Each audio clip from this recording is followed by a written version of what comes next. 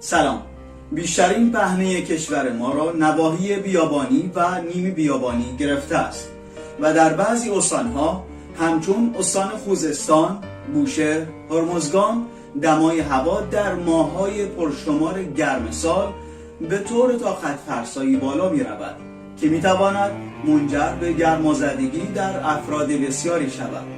هدف ما آن است که شما را با پیشگیری از وضعیت گرمازدگی و اقدامات اولیه در مواجهه با فرد گرمازده آشنا کنیم. گرمازدگی چیست؟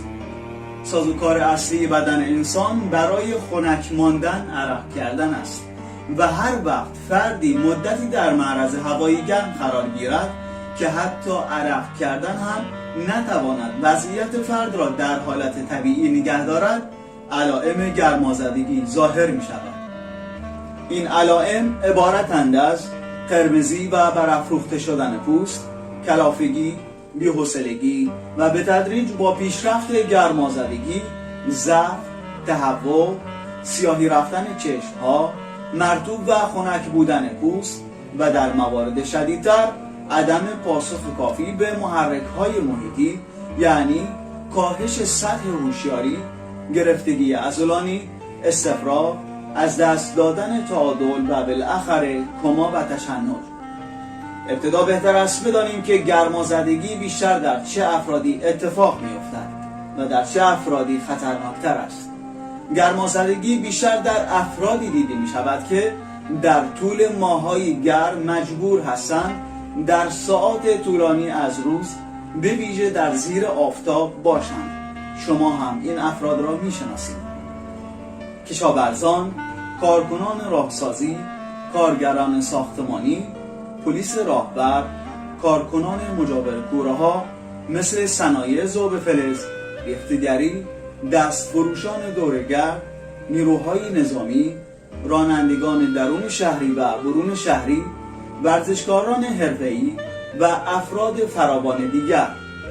برخی افراد بیشتر در معرض خطر گرمازدگی قرار دارند، همچون کودکان، سالمندان، بیماران قلبی و عروقی، بیماران کلیوی، بیماران دیابتی، زنان باردار و مصرف کنندگان بعضی داروها. چه کنیم که دچار گرمازدگی نشویم؟ مهمترین آسیب گرمازدگی از دست دادن مایعات بدن است. پس بسیار مهم است که به دفعات آب فراوان بنوشید، حتی قبل از احساس تشنگی. ضمناً باید دانست که مایعات بسیار شیرین مثل آب میوه‌های صنعتی و مایعات کافئین دار که به نوبه خود دفع ادرار زیاد می‌کنند در این شرایط مفید نیست. در روزهای گرم از فعالیت شدید بدنی به ویژه در زیر آفتاب پرهیز کنید.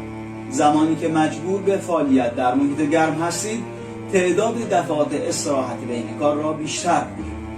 در هوای گرم از پارچه مناسب مرطوب برای خنک کردن بدن استفاده نمایید. از لباس رنگ روشن استفاده کنید که کمتر اشعه خورشید و حرارت محیط جذب کند. با فرد گرمازده چه کنید؟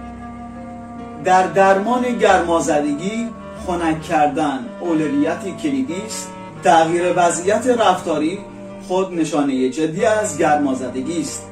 باید به سرعت فرد گرمازده را به محیط خنک‌تر برد.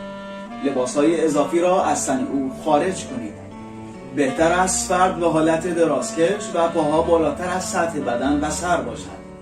بدنهای وی را مرطوب و خنک کرده، یعنی کمپرس سر، باد زدن، استفاده از پارچه مرطوب. اگر یخ در دسترس باشد میتوان در نواحی گردن، زیر بغل و کشاله ران قرار داد تا سریع نتیجه گرفت.